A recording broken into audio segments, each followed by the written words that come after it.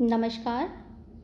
आज हम अध्ययन करेंगे रीतिकाल की प्रवृत्तियाँ, जिन्हें हम रीतिकाल की विशेषताएं भी कह सकते हैं। तो परीक्षा में ये प्रश्न पूछा जाता है कि रीतिकाल की प्रमुख प्रवृत्तियों के बारे में लिखिए या उनकी विशेषताओं के बारे में लिखिए। रीतिकाल में कौन कौन सी प्रवृत्तियाँ प्रमुख रही, प्रखर रही, इसके बारे में हम आज अध्ययन करेंगे। तो आइए देखते हैं रीतिकाल की प्रमुख विशेषताएं या प्रवृत्तियाँ।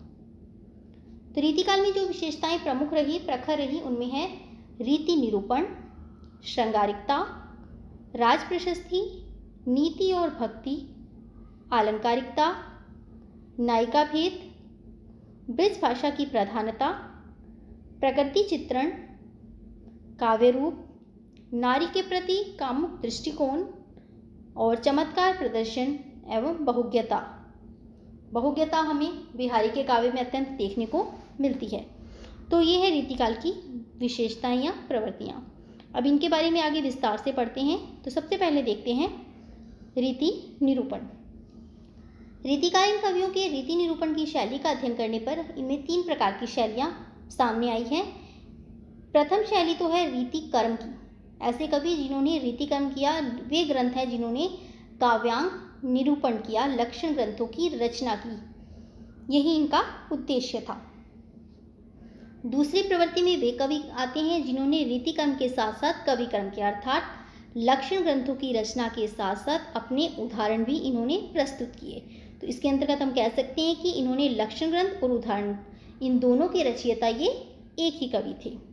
और तीसरी प्रवृत्ति के अंतर्गत वे कवि आते हैं जिन्होंने लक्षण को महत्व नहीं दिया, काव्यांग निरूपण को इतना महत्व नहीं दिया। ये लक्षण ग्रंथों की परंपरा से मुक्त थे। इन्होंने सभी छंदों की रचना काव्य शास्त्र के नियमों से बद्ध होकर की, लेकिन लक्षणों का त्याग कर ये लक्षणों से बंधे हुए कवि नहीं थे। इसी के अंतर्गत दूसरी विशेषता है श्रृंगारिकता। तो रीतिकाल में श्रृंगारिकता की विशेषता भी सबसे प्रमुख दूसरी विशेषता कही जा सकती है। इस काल की कवियों में, इनकी कविताओं में नक्षिक और राधा कृष्ण की प्रेम लीलाओं का बड़ा ही व्यापक स्तर पर चित्रण है। उन्होंने राधा कृष्ण की जो चित्रण किया है, उनके प्रेम की लीलाओं का, उनके नक्षिक का वर्णन का चित्रण किया है।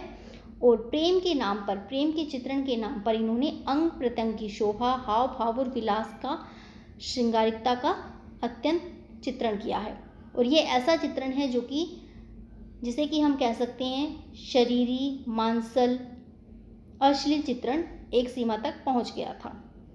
और इसके साथ परंतु वियोग वर्णन में इन्होंने कवि कर्म इनका जो है वो खिलवाड़ बनकर रह गया, उतनी मान्यता इसमें नहीं मिलती।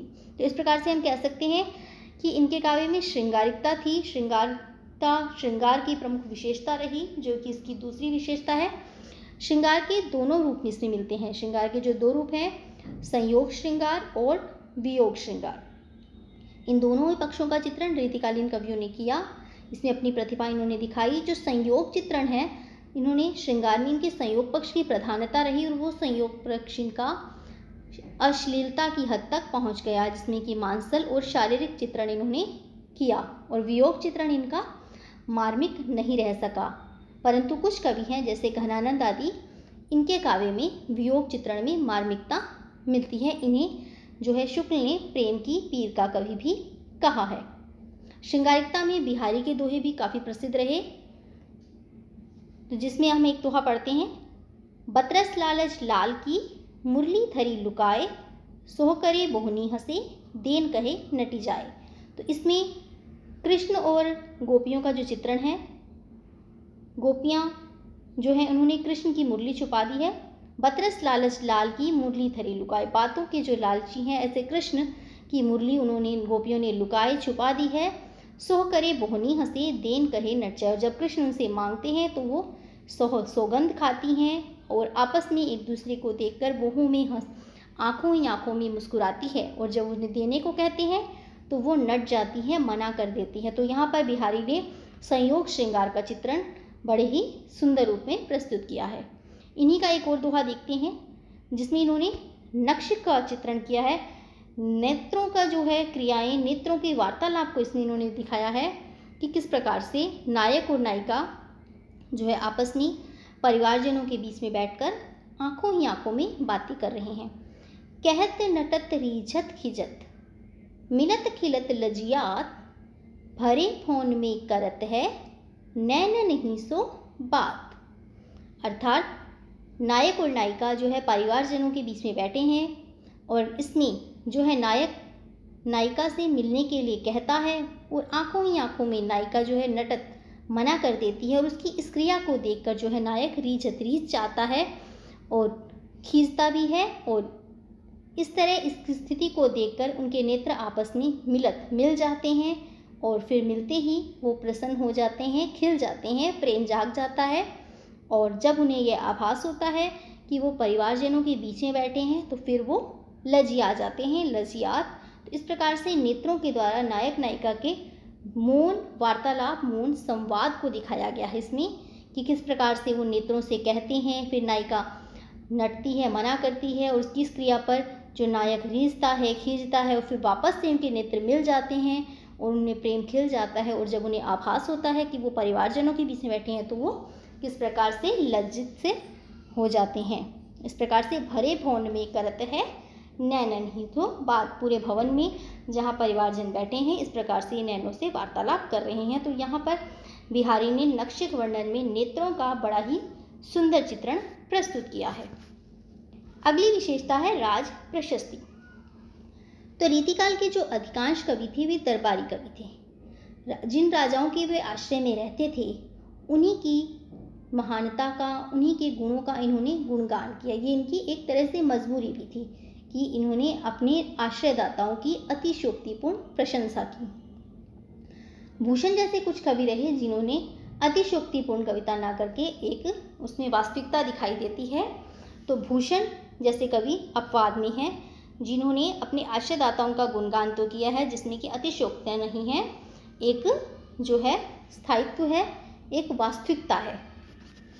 तो ये राज प्रशस्ति रहा। इसके बाद है भक्ति और नीति। तो रीतिकाल में व्यापक मात्रा में भक्ति और नीति से संबंधित पद भी मिलते हैं, परंतु इनकी भक्ति और नीति जो है वो भक्ति काल की भक्ति से बिल्कुल अलग है। भक्ति काल की भक्ति और रीतिकाल की भक्ति दोनों ही अलग अलग रूपों में हैं। इस युग में एक भक्ति का नया रूप मिलता है।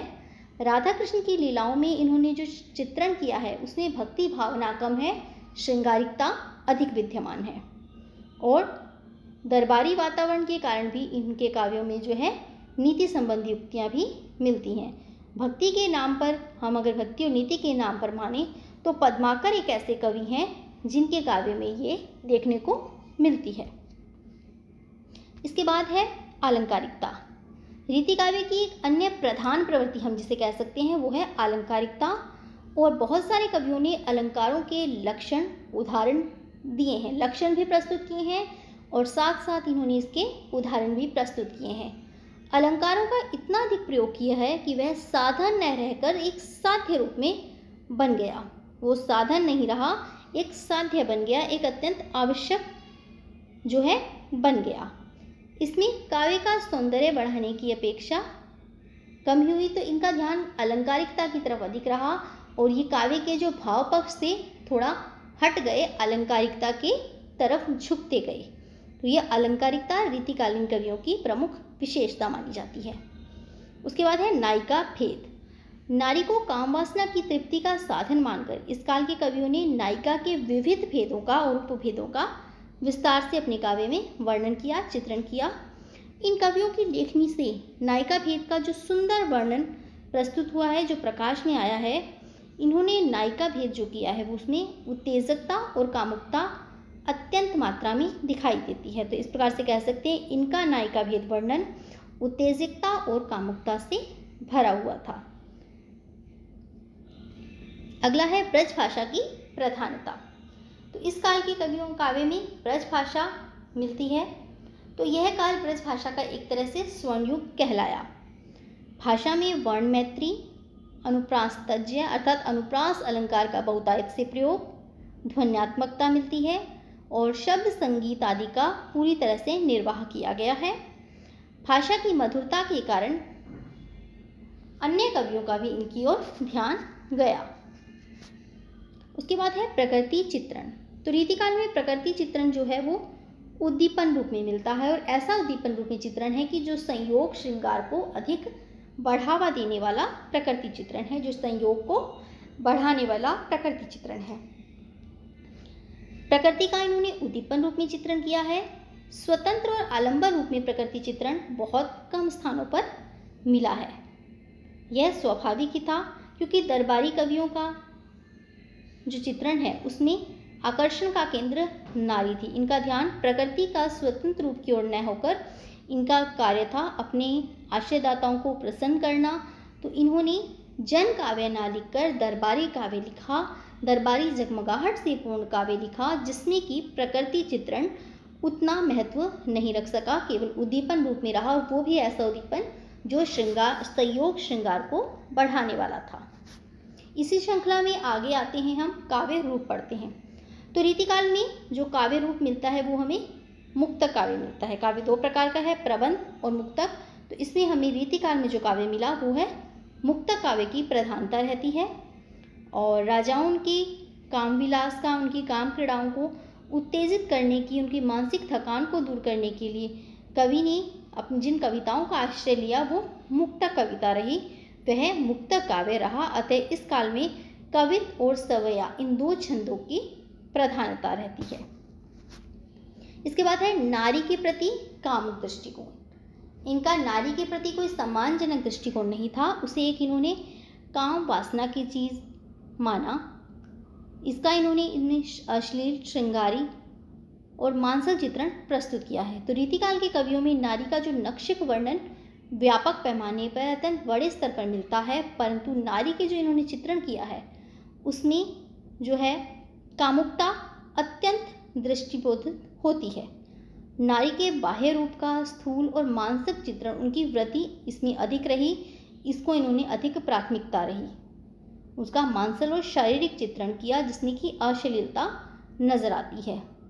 और वो समय ही, रीतिकालीन का जो समय था वो ऐसा ही समय था कि नारी को केवल भोग विलास की वस्तु माना जाता था, और इसी कारण नारी के प्रति जो है काव्य में कामुक दृष्टिकोण नजर आया। अगली विशेषता है चमत्कार प्रदर्शन एवं बहुज्ञता। तो इस कवियों में चमत्कार प्रदर्शन के साथ साथ बहुज्ञता का भी प्रदर्शन कवियों के ग्रंथों में मिलता है। चमत्कार प्रदर्शन के अंतर्गत इन्होंने विभिन्न अलंकारों का प्रयोग किया। शब्दों को इस प्रकार से इन्होंने प्रस्तुत किया है कि वो एक चमत्कार प्रदर्शन की एक अलंकारिकता की वस्तु बन गई, जिसमें कि रमणीयता आ गई। और दूसरी तरफ हम बहुज्ञता की तरफ देखें तो इनमें बिहारी ऐसे कवि आते हैं जिनके काव्य में बहुज्ञता मिलती है, उन्हें विभिन्न ज्ञान जिसमें नजर आता है। इसीलिए बिहारी के काव्य को गागर में सागर का, अर्थात इन्होंने अपनी एक बिहारी सतसई में बहुत कुछ समाहित कर दिया, तो बिहारी सतसई गागर में सागर कहलाई। इनकी बहुज्ञता प्रदर्शित करती है उसके काव्य में है। इनके बिहारी सतसई में सभी विषयों से संबंधित जो है दोहे मिलेंगे आपको। श्रृंगार से संबंधित दोहे हैं, संयोग श्रृंगार भी है, वियोग श्रृंगार भी है, ज्योतिष से संबंधित दोहे हैं, गणित शास्त्र से संबंधित, आयुर्वेद से संबंधित, विभिन्न शास्त्रों से संबंधित जो है दोहे बिहारी के काव्य में मिलते हैं। तो बहुज्ञता के क्षेत्र में जो प्रमुख नाम हम मानेंगे, प्रसिद्ध नाम हम मानेंगे, तो उसके अंतर्गत हम बिहारी का नाम रख सकते हैं। तो एक तरह से कह सकते हैं कि बहुज्ञता में बिहारी का नाम प्रमुख है। बिहारी के काव्य में बहुज्ञता मिलती है, और इसी बहुज्ञता के आधार पर बिहारी सतसई जो है एक प्रसिद्ध रचना बनी, और इन्हें बिहारी सतसई को गागर में सागर कहा गया। बिहारी के काव्य को गागर में सागर कहा गया, अर्थात किस प्रकार से इन्होंने एक सतसई में सब कुछ समाहित कर दिया। इनकी बहुज्ञता उस एक सतसई में किस प्रकार से प्रदर्शित होती है, इसी कारण बिहारी सतसई एक गागर अर्थात एक घड़े में किस प्रकार से सागर समाहित हो सकता है, वो विशेषता इनके काव्य में देखने को मिलती है। और बिहारी सतसई के संबंध में एक अन्य विद्वान ने भी कहा है कि बिहारी सतसई तो खांड की रोटी है, जिधर से तोड़ो उधर से मीठी। अर्थात इनका जो पूरा काव्य है एक प्रभावशाली काव्य है, इनकी बहुज्ञता को प्रदर्शित करने वाला काव्य है, रीतिकालीन काव्य है। तो ये थी प्रमुख विशेषताएं, किस प्रकार से रीति निरूपण, श्रृंगारिकता, अलंकारिकता, नायिका भेद, भक्ति नीति, प्रकृति चित्रण, नारी के प्रति कामुक दृष्टिकोण, चमत्कार प्रदर्शन, बहुज्ञता आदि ये विशेषताएं जो हैं रीतिकाल की प्रमुख रही, रीतिकाल की प्रवृत्तियां कहलाई। तो आज हमने अध्ययन किया रीतिकाल की विशेषताओं के बारे में। धन्यवाद।